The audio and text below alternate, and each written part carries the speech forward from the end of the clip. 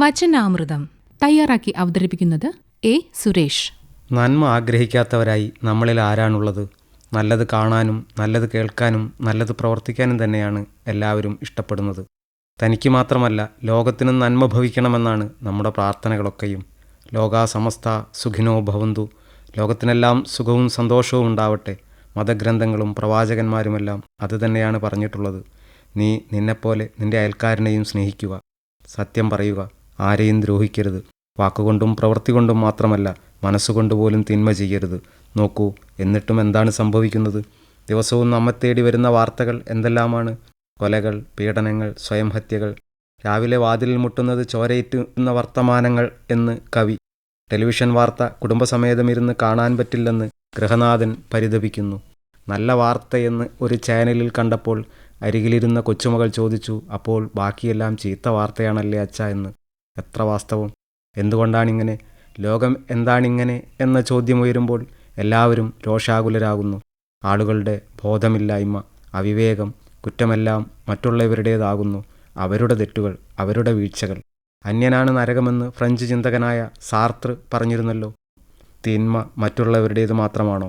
സ്വയം തിരുത്താനും മാറാനുമുള്ള ശ്രമം ആരംഭിക്കുമ്പോൾ നാം തിരിച്ചറിയുന്നു അതിനാണ് ഏറ്റവും പ്രയാസമെന്ന്, ഏറ്റവും ബുദ്ധിമുട്ടെന്ന്. തിന്മയുടെ ശക്തി എത്രയെന്ന് വെളിപ്പെടുത്തുന്ന ഒരു കഥ ഇങ്ങനെ.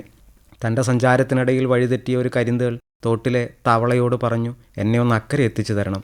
5-6 ദിവസമായി പോന്നിട്ട്. തേളിൻ്റെ സ്വഭാവം അറിയുന്ന തവള പറഞ്ഞു, എന്നെക്കൊണ്ട് പറ്റില്ല. ഇല്ല ചങ്ങാതി, എൻ്റെ ഭാര്യയും മക്കളുമെല്ലാം അക്കരെ കാത്തിരിക്കുകയാണ്. അവരെ കാണാനുള്ള തിടുക്കത്തിലാണ്, ഉപദ്രവിക്കില്ല. തവള പറഞ്ഞു, എനിക്ക് നിന്നെ വിശ്വാസമില്ല. വഴിയിൽ വെച്ച് കുത്തിയാൽ നിന്റെ വിഷം തീണ്ടി നീയും ചാകും, ഞാനും. ഒരിക്കലുമില്ല, എൻ്റെ രക്ഷയ്ക്കല്ലേ. ഒടുവിൽ മനസ്സില്ലാതെ തവള സമ്മതിച്ചു. പാതി വഴിയിൽ വെച്ച് ഭയപ്പെട്ടത് തന്നെ സംഭവിച്ചു.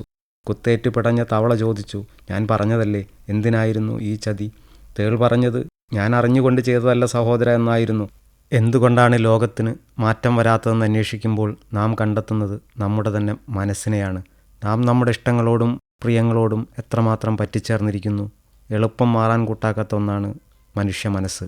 നമ്മുടെ ചെയ്തികളിൽ തെറ്റ് കാണാൻ നമുക്ക് പ്രയാസമാണ്. എന്തിന്, നമ്മുടെ തോന്നലുകളിൽ പോലും.